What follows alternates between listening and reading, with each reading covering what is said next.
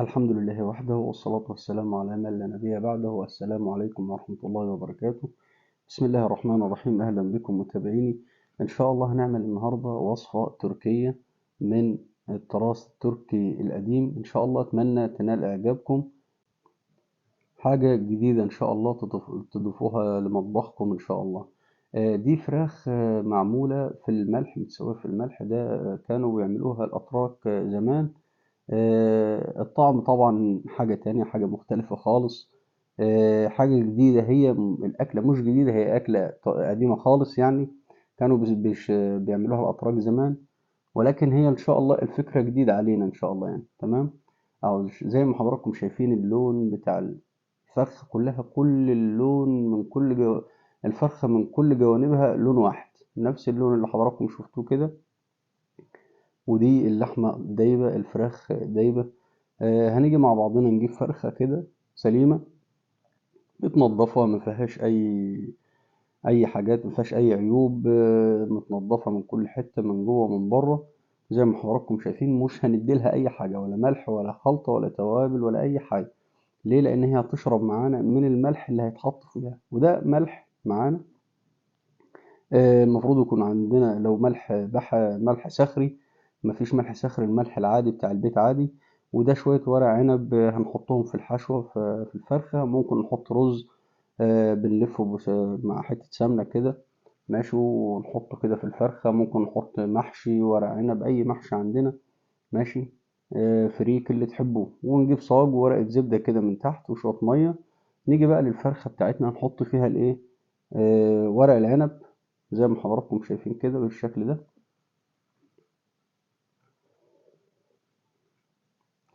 زي ما قلت لكم، ممكن تحطوا اي حشو من جوه. ممكن تحطوا رز بالخلطة، رز مكسرات، تحطوه من جوه، محشي كوسة، زي ما تحبوا اللي تحبوه، ماشي.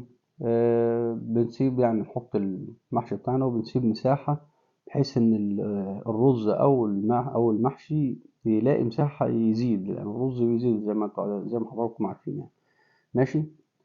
وبنيجي نعمل فتحة كده صغيرة عشان نحط فيها رجل الفرخة، بحيث إن احنا نقفل على المحشي، ماشي. علشان البيون اللي ينزل أو المرق اللي تنزل أو المية اللي تنزل من الفرخة إيه ما تخرجش، ويشربها المحشي أو الرز بتاعنا أو الحاجة اللي بتتحط من جواها. تمام. وبنعمل فتحة في الجنب التاني وقفلناها بالشكل ده زي ما حضراتكم شايفين كده. الموضوع سهل وبسيط يعني. وبنجيب شوية مية بنحطهم بقى على على الملح بتاعنا، مش كتير، ماشي، بحيث ان هو يكون ماسك نفسه. شوية مية كده وبنقلبهم بنقلب الملح كده اهو بالشكل ده. ونيجي بقى بنحط شوية ملح في الصاج او الصينية، اي صينية اي صاج عندنا، علشان هيدخل الفرن. ونحط ورقة الزبدة. ليه بقى ورقة الزبدة؟ بحيث ان البيون ينزل، اللي هينزل من الفرخة ما يخرجش او ما يشربوش الملح اللي تحت. ليه؟ علشان احنا محتاجين يسوي هيتشربوا المحشي اللي جوه او الرز. تمام. ونبدأ نحط الملح بتاعنا، ونبدأ نعمل نغطي الفرخة كلها بالملح. طبعا ده ملح من غير أي إضافات، هي المية بس اللي عليه، بحيث إن هي تمسكه يعني.